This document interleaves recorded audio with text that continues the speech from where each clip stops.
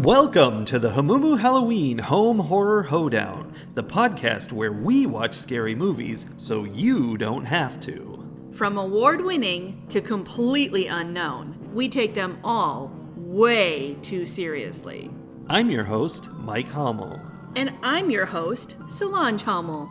Now, warning, we use a ghoulish number of spoilers, so watch the movies first. Second warning, we don't know anything about anything, so don't take us seriously as we take these movies seriously. Here's a fun experiment.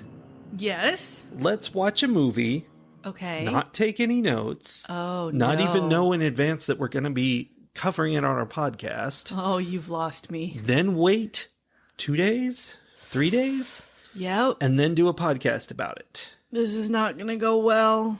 I think we should try it. Okay. Okay, so we did all the steps except the last one. Okay, what movie did we watch? You should remember. It's been several days. I don't remember anything. Leave the World Behind from 2023, starring Julia Roberts and Ethan Hawke as one couple, and Mahershala Ali and Mihala, who was in our previous movie, Bodies, Bodies, Bodies, not as a couple, father and daughter. Yeah. I remember this movie. Do you?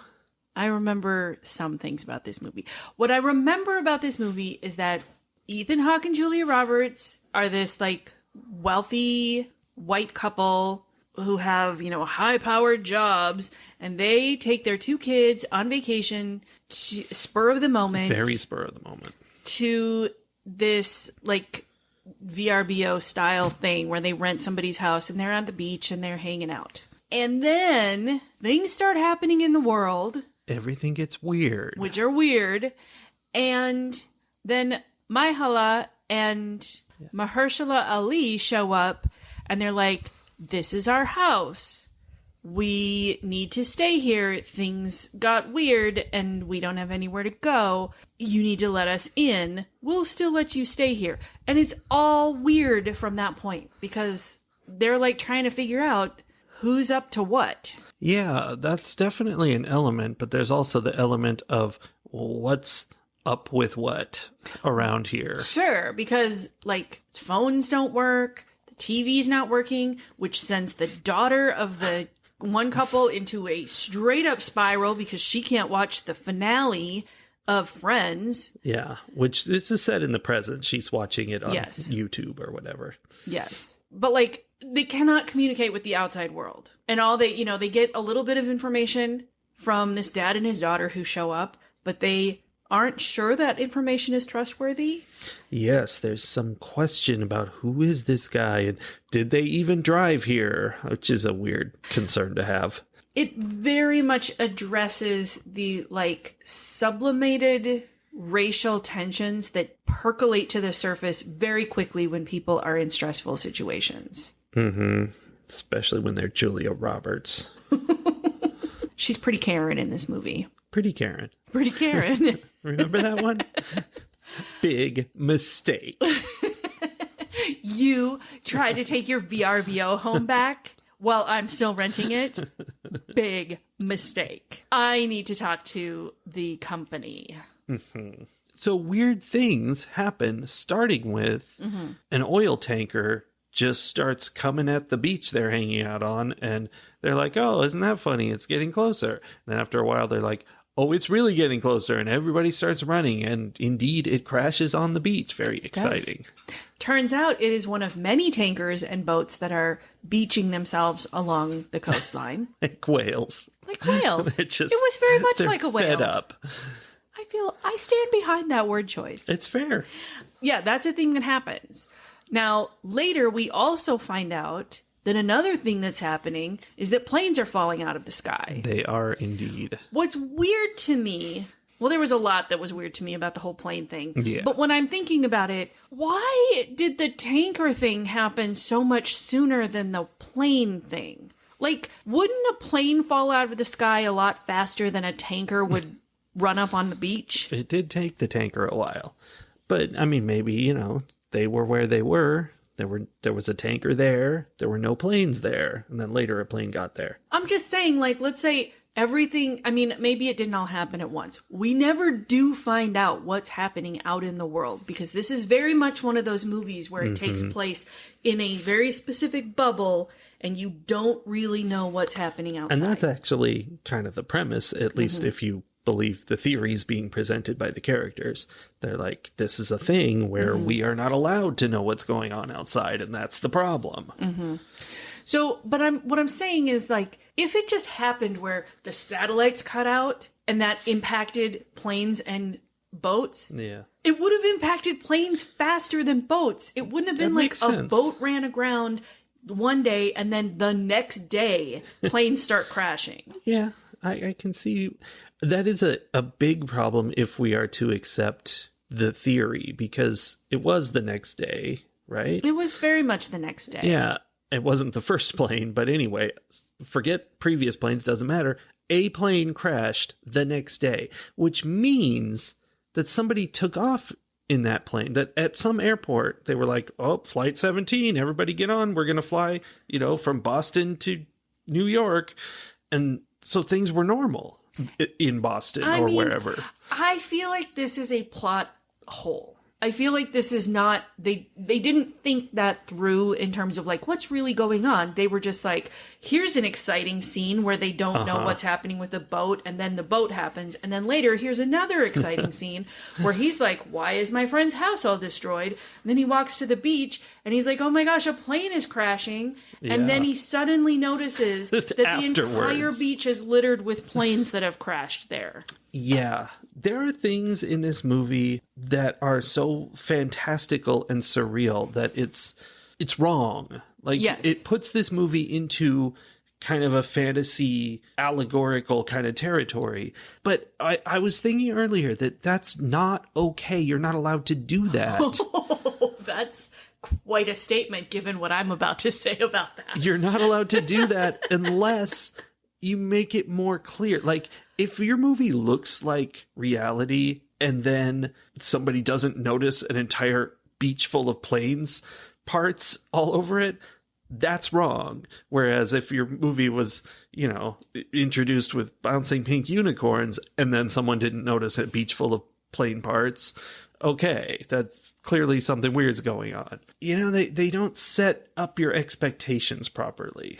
I see what you're saying. And within the Western style of storytelling, I would say yes, that is accurate. I feel like they were mixing styles in a way that we're not used to. However, with my very limited experience of stories from a more African style of storytelling, that is something I have come to expect from stories with that like African background. Interesting premise. And the reason I say that about this movie, I'm not saying that this movie is African. Like I don't know anything about who wrote this or whatever. Now I'm curious. I'm clicking on, he's from Washington, and the writer-director is from Hoboken. So, no. So I'm not saying this is a story from Africa. I'm saying this story feels like it was influenced by other types of storytelling beyond the traditional Western storytelling, which I think is becoming more common because we have started exploring and like even acknowledging the fact in America, we have started to acknowledge the fact that there are ways of putting together a story that are not all exactly the same as what we do here in the United States. Indeed. And what's funny is we saw that Barack and Michelle Obama are executive producers of this movie. And some of the books that I have read where I've seen that more like, you said it well, I think you said like allegorical or something. Like that kind of more like fantasy in the real world kind of storytelling are ones that I got off of Barack Obama's reading list one year. And they were stories by African authors. Yeah. So, I mean, that is an interesting angle. The fact that Barack and Michelle Obama executive produced this, which is we see in the opening credits, put a whole twist in the entire movie from that moment where I'm like, so what is it? What put them on this?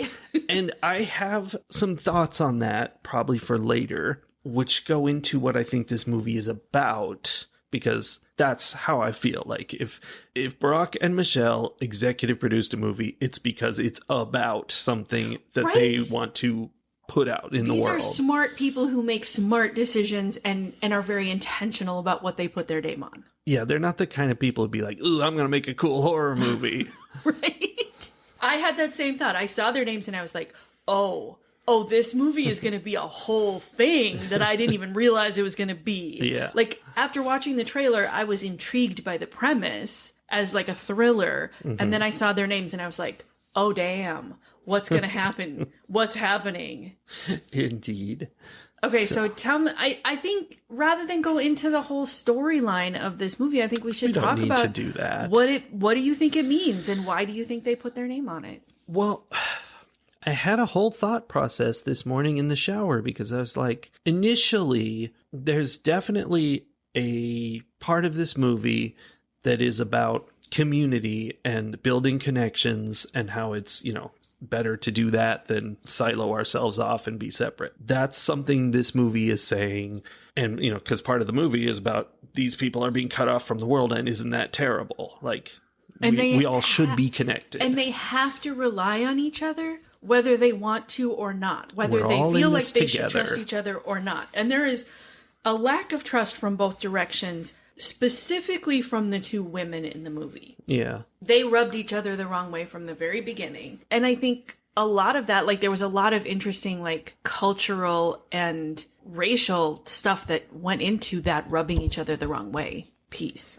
Yeah. That was well done, and it's a thing. Like, that's something the movie talks about, but I'm like, is that the thing that they wanted to do with this movie? That seems weird to me. And why would you tell this story? Like, the movie Crash is that kind of movie where it's all about people of different races and race relations, and it's very heavy-handed, ridiculous. Right. So what else do you think? What was your shower thought? Here's what's interesting. This movie came out in 2023, and it is literally about a type of warfare, basically an idea of a way you could attack a country, which doesn't really add up if you ask me. But let's say the theory is that they go in and somehow knock out all of your communications infrastructure instantly, like cyber attacks, which is what they were doing here. And you like confuse them about who's attacking them. And then you let them destroy themselves. Yeah, because they're all paranoid and they can't communicate. Mm-hmm. Which, that doesn't add up in a real world scenario to me. I think it would not be like that. But you know what is like that? Disinformation, which is what this movie is strongly about. Mm-hmm.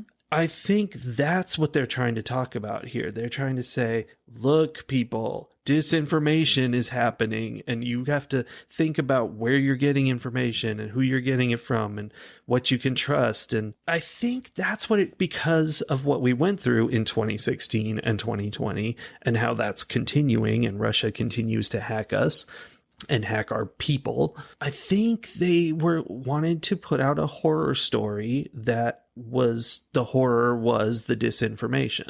Mm-hmm. I think that's what it was. I think that is a big part of it. I would agree with that. I also think, though, that the horror of not being able to trust and connect with the people around you in times of crisis is a huge thing. I think that is something that, specifically, now, it feels funny to be talking about this like this is a movie that just Barack and Michelle Obama made, right? But, yeah.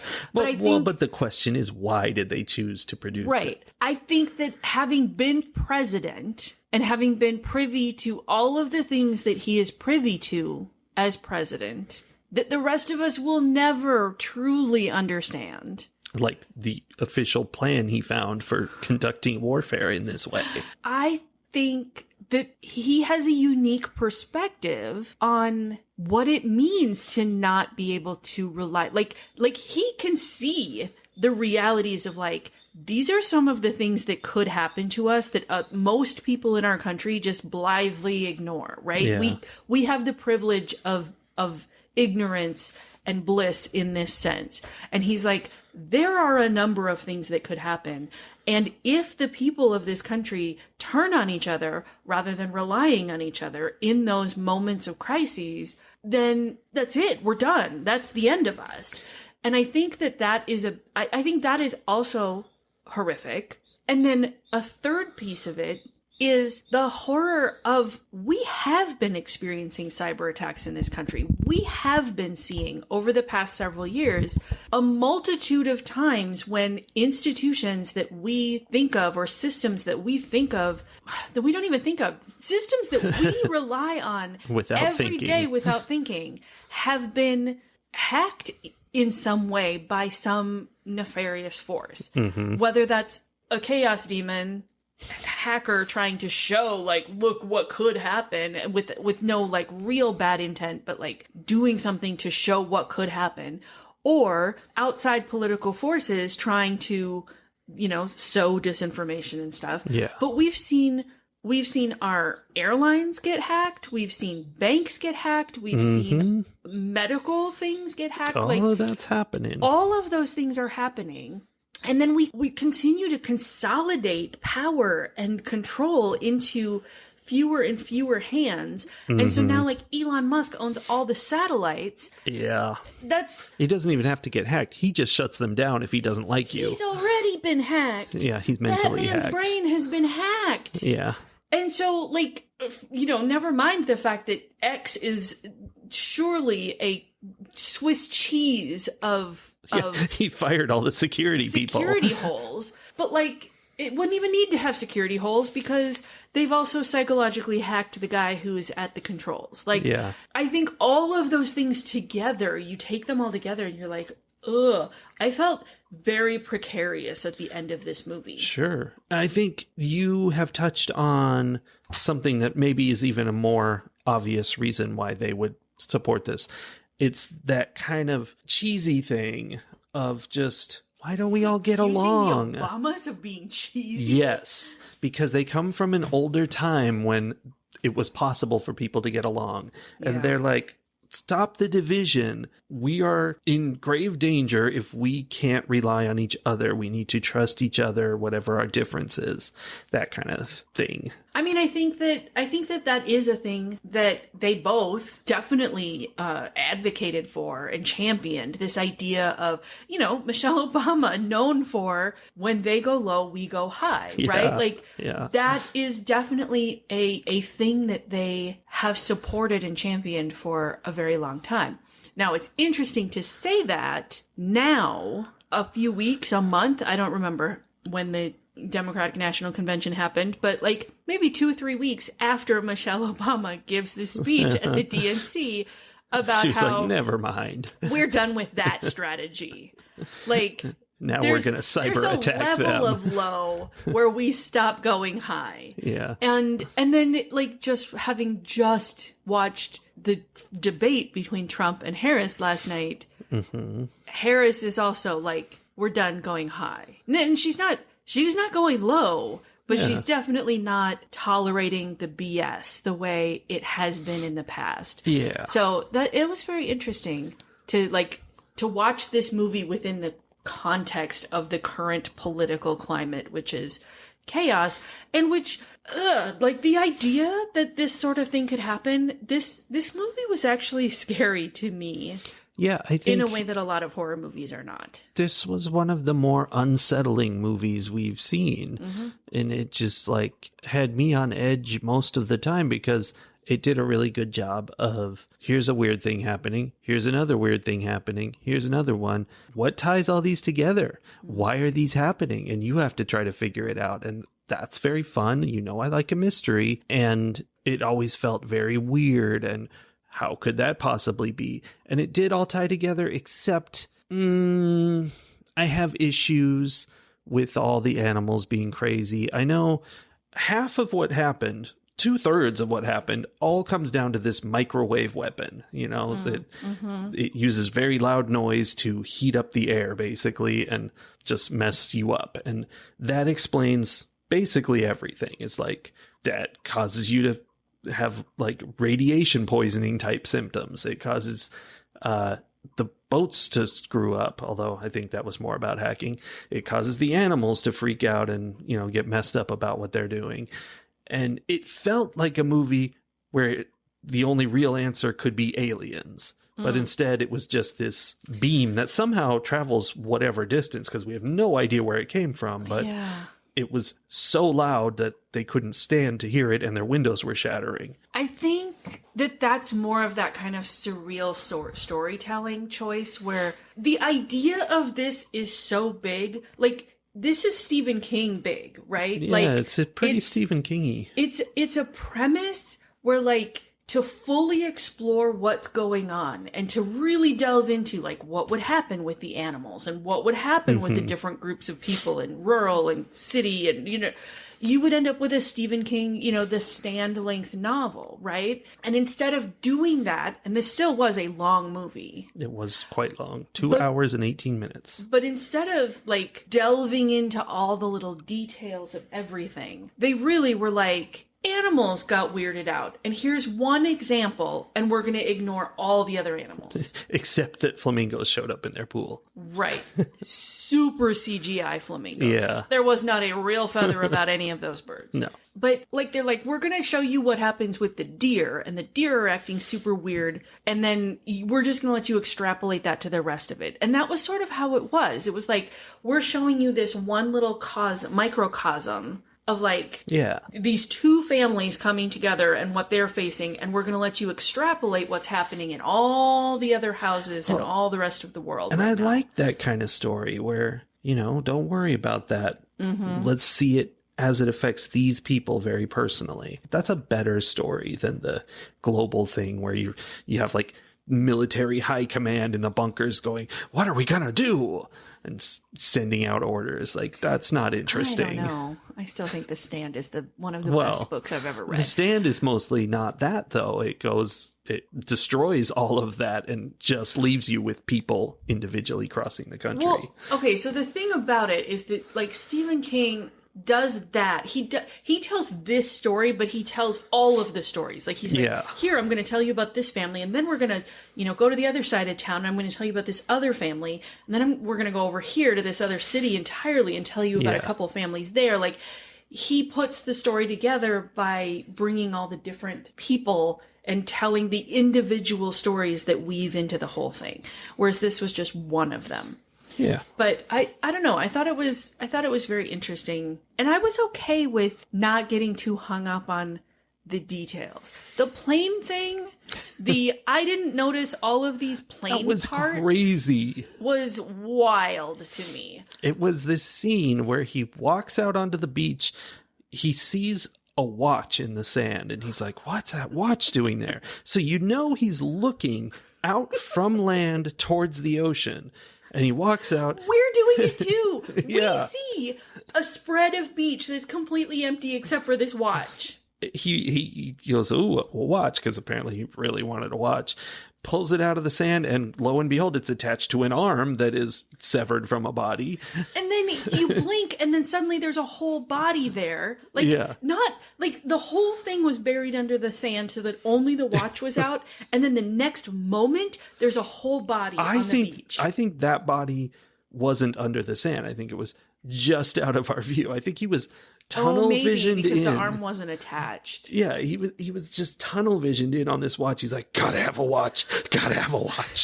Well, okay, I think you're hitting on something there, though, because I think if I want to give this the benefit of the doubt, it could be illustrating, like, the panic brain that that you get in a situation like this where you don't understand what's going on and your brain has too much coming in and it's like filtering things out. And so, like, he's already trying to think about all of the things that have happened. He's worried about his wife. He's worried about his daughter. He's worried about what happened to his friend's house, which, like, is completely destroyed and he doesn't know why. Yeah, and neither do we. So, like, I think he does hyper-focus in on this one thing that he sees on the beach, and he's like, that's out of place. What's going on here? And it's not until he like touches it and sees the arm, and then suddenly his brain is like, oh crap, look at all of this. Including directly in front of me in the water, where I had to walk like 50 feet straight towards this. There's a chunk of plane sitting in the water. That I completely missed. The entire intro of Lost is in front of me, and I had no idea. It's weird. It's weird. It's very weird. And then another plane comes flying out of the sky and almost hits him. But I think, I think it's just, there's this surrealness of it, you know? Mm-hmm. And the propaganda plane that the other guy experiences. Insane. That's dumping a bazillion pamphlets over like one, square yard, basically. Like it's like right on his head, basically. Yeah, it's this. He says it's a drone. I didn't even realize that. So it's small enough that I thought it was a plane. It's a drone, and it's like, say it's light plane sized, and it's just a flood of these pamphlets as it drives down or flies down the road, and it couldn't have possibly continued that for more than 100 feet. Mm-mm. And then what? They're like, well, there's a lot of pamphlets there. It was an intern at the evil empire. Who was like, oh, I'm supposed to distribute all these? Yeah. Boom. Done. Yep, I got it done. I delivered every single one to America, like you said. Yeah, there were things. But overall, I think that contributed to like the confusion and the weirdness of it rather than detracting. I think it was intended to. Yeah. And I think it was overboard. I think they took away reality in order to give us as much of that as they could get. But I think that was very intentional. And I think it was this is how we tell this story. Yeah. Choice. But you mentioned he was very concerned about his wife. That makes me say, so, okay, this plane that we see crashes a day too late, right? Like the day after this whole stuff starts. What if his wife was flying from some distant country? What if that's a plane from a distant country comes in and gets into the radius of badness and then crashes? See? Okay, I mean, that could be, but you would think they would ground everybody when they're like, planes along the East Coast are all crashing. Think. Like, maybe we shouldn't send planes there anymore. Yeah, the pilot was just listening to his music. Yeah. That plane that crashed, though, was not an overseas plane. Like, the plane that crashed on him was like a commuter-sized plane, I thought. It was definitely some kind of jet, so it wasn't like a little prop plane. But it was like a Colleen to DFW plane, not a Austin to France plane. Well, then I don't understand how it tore up 700 square miles of beach while it was hitting him. Maybe I don't know what I'm talking about, so... No, it hit the ocean and created like a tidal wave that tsunamied in and smashed through the windows of the house he ran into and got him soaking wet so that everyone could comment on how he was wet. Fortunately, though, he hid behind the door. Not the windows, so the door. Windows were completely destroyed, but the door was fine. Yeah. I mean, the plane probably knocked and was like, land plane, sir. That's not even my generation of SNL, and it's your still favorite. One of my favorite SNL. It's bits. Your favorite, and that's why I did it. Love it. Candygram, ma'am. So, Lee. Yes. I want to know, because I feel like the last moment of a movie, the big finale of a movie. I was just going to say, we have to talk about the kids. That's where you get you twist the knife, and you're like, boom! That really hits the point home. I think it was a very specific knife twist. What was the point? Okay, this girl, she's like 13. She is obsessed with the show Friends. Super obsessed. And her brother asks her, like, why do you care so much about them? And she's like, they, give me hope, whatever. Like, they are the relationship that she relies on. Yeah. Which, through the whole movie, I'm sort of sad for her because, clearly she does not have a connection with her parents and her brother. Her brother, a little bit better, it seems. But, nobody understands her. She's not feeling super connected to them. She tells her brother, they are what I care about. Yeah. And he's like, maybe you should care about something else. Because he's older. He's 16, 17. creeper dude. Yeah. But I think that line where he says, maybe you should care about something else is like really important. But then also the fact that he delivers it and then immediately rolls over and pulls the covers over his head and is like, but that's not me. Like, I'm not going to connect with you. Mm-hmm. So it's interesting that he's old enough and of a different enough generation growing up that he can be like, it's not cool that your only connections are these TV people, but he's not different enough that he can be like, here's what you should do instead. Yeah. Because he's kind of the same. Like, his only connections were how he viewed the world through his camera. Like, he didn't interact with this girl, this daughter that came, the daughter that belonged to the house. He just, recorded her on his phone and then watched that. Like, it was weird. Mm-hmm. So I think that at the end, the end, she's like, I'm not waiting anymore. She quotes West Wing, which is brilliant. I loved that. She's like, I'm not waiting for help anymore. I'm going to go, like, take care of myself. She just ups and leaves. She doesn't interact with her family, doesn't tell them what she's doing. She just leaves. She goes to the neighbor house where she eats all the junk food. So much. And she discovers they're like fully stocked bunker. Mm-hmm. And I'm looking at this and I'm like, oh man, like this is the thing. Like these people are all going to live. This is Fallout. Yeah, they found one of the vaults. They're going to get into the vault, and then years later, they're going to, it's going to be great. Was it great in Fallout? No, it's terrible in Fallout. I'm just saying, this is their salvation. In this story, the neighbors aren't there. They don't even have to fight for the bunker. Mm-mm. It's just they're fully stocked. They can go. They can be safe from the radiation. They have all the food. They have all the things. Mm-hmm. She sees the wall of DVDs. And Buffy was there. Buffy was there. There were a lot of things. I was like, maybe we need to start collecting DVDs for the end times. We have so many. And we need to not get rid of that DVD player that we have. Yeah. Anyway, she sees the wall of DVDs. She sees the Friends DVD. She pops it in. The TV system is working because it's not connected to the world.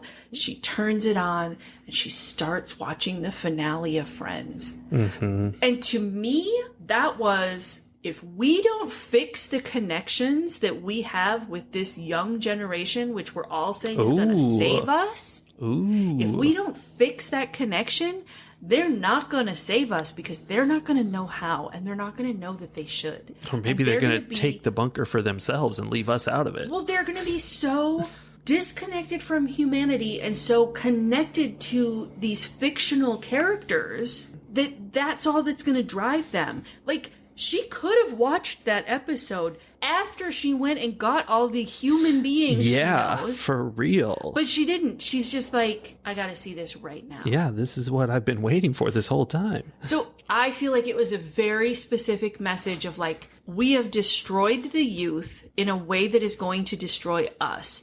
And unless we fix that, there is no hope. That's the message that I took away from it. Wow. It's a lot on that final scene. I know.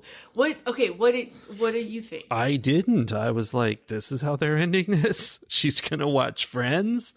So, I mean, they left everything else unresolved. Yeah. Like, her story of, I will have to watch Friends is resolved. Everybody else is left hanging. They haven't found her. Their son is potentially dying of this. His teeth have all fallen. Yeah, this sort of radiation poisoning. Mm-hmm. The attack is still going on. They see nuclear explosions in the city. Not only that, but Ethan Hawke and Mahershala Ali have gone off to like try to talk to Kevin Bacon. Right, because everybody knows Kevin Bacon. Because clearly that was Kevin Bacon playing Kevin Bacon at the end of the world. No, they go off to talk to like the prepper of in town, right? The guy who's like ready for anything. Clearly not the only one who's ready for anything, but the guy that everyone knows is ready for anything. And they set a timer. So the daughter doesn't want the dad to leave. He's like, I got to go do this. We're going to set a timer. I will be back by the time the timer goes off. Yeah. So when the timer goes off, the two guys are trying to get drugs to save the son. Mm-hmm. And they're like trying to figure out how, and they're seeing that what I think is a very realistic thing, that there are going to be people out there who have the things and are like, nope, you should have had the things. Yeah. These are my things. I'm going to shoot you if you don't leave. So they're off doing that. And the Karen lady and the daughter have gone out to the shed. I don't remember why they went out to the shed, but they went out to the shed. They had the weird experience with the deer. Mm-hmm. Well, they were on their way trying to find the daughter. Oh, right. So they're out in the shed. They have the weird experience with the deer. They do a little bonding because they are like united against the deer. Yes. Which is interesting. But then the timer, the daughter's watch goes off as they are looking through like a space between the trees, and they are seeing like the mushroom cloud over the city. Yeah. I loved that in this movie, they were like, Mom was on a plane when this all happened. We don't know what happened to her. We never find out. No. They never find out. That's so realistic. Because that's what the movie's about, is not finding out what's going on. There would be no way. And in so many movies, they would have like forced away. Mm-hmm. There would be no way. So they never find out. And then also this ending where they're all separated and they're trying to do the things, but like, I did not have hope for these people at the end of the movie. No, they found a bunker. The little girl found the You bunker think and they didn't tell anybody about it. Friends is only half an hour. No, I do think that it is possible, but the finale might be an hour. Right. I think that it's also possible, though, that she'd be like, all right, well, now I'm going to start watching it all over again. Or I'm going to start watching something else. Or, I don't know. Yeah. But it was not a hopeful ending in the sense of, like, we didn't learn anything. No. We don't know what happened. We're all separated. This world is too much for us to tackle individually or even in pairs. Again, the theme. Yes. Work together. Yes. Don't just watch Friends. This is why I really am glad that I know a lot of people who are good at things. Unlike us. Because we're not good at things. And I feel like hopefully the people that I know who are good at things know that we are decent people who will... We're fun to have around. We do a podcast. Right? We can do it live when the world ends. We'll be like, I remember seeing this movie once back when there were movies. Make things up about movies and shows. No, like I do often think like, hopefully the people I know who are good at things and will survive in a post-apocalyptic world understand that I am perfectly willing to like do whatever hard chores there are, and I will take orders if it means that they will share their garden with me, because I can't keep a garden alive. Yeah. I will starve to death. True. Do you hear that, Alex? I'm talking to you, Alex. I'm counting on you to keep us alive. I'll haul all the water you want. Okay. Ratings. I enjoyed this movie. It was long and it kind of felt long, but I mean, there was stuff going on. And the big thing for me with this movie was this very Lovecraftian cosmic horror feel of mystery abounds in the universe and you can't solve it and it's coming to get you from every direction. And that's how the whole movie felt, was this oppressive feeling of tension and what is happening. And that was fun. For that to work, it has to be explained in the end. And they gave us an explanation. We still don't actually know it's true, but the presence of nuclear explosions definitely indicates some sort of attack, warfare. I was bothered by the supernatural feel of it all when it turns out it wasn't. But also, I can see how that, that builds the mystery, especially if you can then offer some sort of real world explanation for it. Then, hey, that felt real creepy and weird, but it turns out it was this. That works. I didn't love it, though. And again, I mentioned my problem with reality and fantasy mixing without giving me warning. Very, very concerning. I feel like they could have kept it more in the weird fantastical realm from the beginning, or like I think some of the more fantastical things like the airplane crash on the beach, stuff like that, I'm not sure they were meant to be fantastical. I think they just went over the top in creating it, and they thought that's how reality is, but no, that's how movies are. You needed to be more grounded than that, and that kind of bothered me. But I still enjoyed it, and I could, suspend my reality accepting powers. So I would like to call this I really liked it in a way. 4.5 cups of coffee out of 5. It was just a little bit missing, but just kind of, it was doing something. It was definitely doing something. I would put this movie in the same category as Don't Look Up. Not because they're similar movies, really, but because there's like this political apocalypse. Mm-hmm. I feel like that's the genre. And I am a fan of the political apocalypse genre. Okay. Like the very modern, edging into futuristic political apocalypse.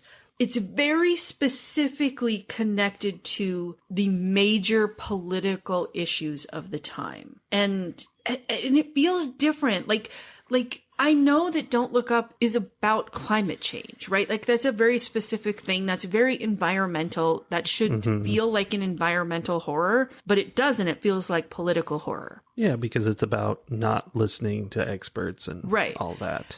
And this feels like that too, in that this is a like World War kind of horror, but the real message of it is not so much about what's actually happening out in the world, but how did we get there? How did it happen? Why did it happen? And I am very, very intrigued by this genre of movie. Sure. I was not anywhere near as bothered by the combination of realism and hyper-realism or surrealism. Yeah. I felt, and I disagree with you. Stop. I know. No, you said you didn't think it was intentional. You thought that they just did it and it became that. They overdid it. Yeah, like I think they thought did it. That was not fantastical. No, I think it was very intentional. I think that they knew what they were doing. They were making that choice of like, we're not showing these things, and then bam, suddenly we're showing these things, and that there was some reason. I mean, your idea about the tunnel vision was clever. I do want to put in the contrast of the oil tanker scene is a big fantastical moment where this oil tanker crashes onto the beach that completely fits into the realm of reality. Like, legit cool. You've shown me something massive and crazy and fantastical that is real. Mm-hmm. And I was down with that. Then the airplane one was ridiculous. Yeah. I mean, it was different points in the story. Mm-hmm. They hadn't been dealing with chaos for 24 hours straight before that happened. I don't know. Yeah. I don't know. And maybe there was an intention there, but it felt intentional to me. Yeah, I did not realize until we stopped to like feed the cats or something partway through. I didn't even realize that the movie was a long movie because I was so enthralled with it the whole time. So I feel like that like speaks really well of it. And I loved the nuances that all of these actors were bringing to the characters that they had. Like I felt like I could understand each of these people and kind of how they felt about the situation and whether they were concerned or not concerned and whether they felt like they could show their concern or not. And the awkwardness of their interactions with new people. Yes. And I really thought they all did a really, really great job. So I also want to mention that, you watch movies and you tend to try to find who you think you are, the character you are in this movie. And I think that this movie may be difficult for white women to watch. Yeah. Because the Julia Roberts character is not a great person. No. And she's not a terrible person by any means. She was very realistic and I was upset by how much I could relate to her. And upset, like, not like, this is bad, but like, oof, I need to examine some things. Mm-hmm. Because she was overworked. She felt overly responsible for all kinds of things. She needed to like take this break. And then in the middle of this break, like all hell breaks loose. And she's scared and she's angry And at one point she even says, I don't want to be angry all the time. Mm-hmm. And I'm like, oh, right. Yeah. And it was a thing for me. Like, I was watching this and I really was thinking about my tendency to respond to stress by being angry, and like where that comes from and what that is as a cultural thing that I am allowed to do in a way that other people are not allowed to do. And it was very interesting to be watching this movie and like relating most to someone that I didn't really like or have a lot of respect for. Yeah. And I mean, I liked she realized some of the things that she was doing, and she tried to, you know, make amends and whatever, but she still wasn't a great person in a lot of ways. And that was difficult. And I feel like there are many people who would find it even more difficult, and to the point where they'd be like, this movie is bad and wrong and that was a terrible character and people don't act like that. And Yeah, I'd be like, yeah, we do. So I just wanted to point that piece out. I think that makes it that much more important for white women to watch this movie and like pay attention to that. But, you know.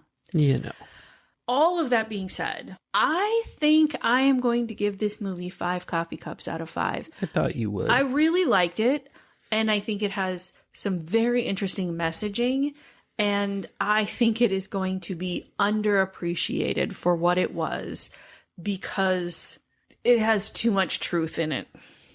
Honestly, I think there's too much truth. It's going to make people uncomfortable. Yeah, fair. Well, that podcast was about as long as the movie was. There were so many interesting things to say.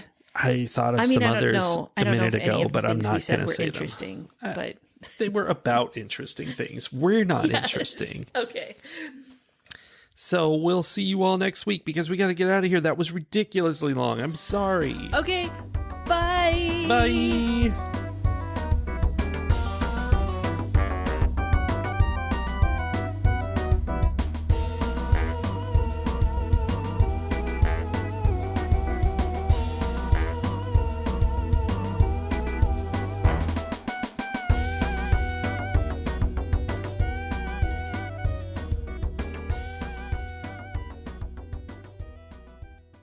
You're sinking. I'm sinking.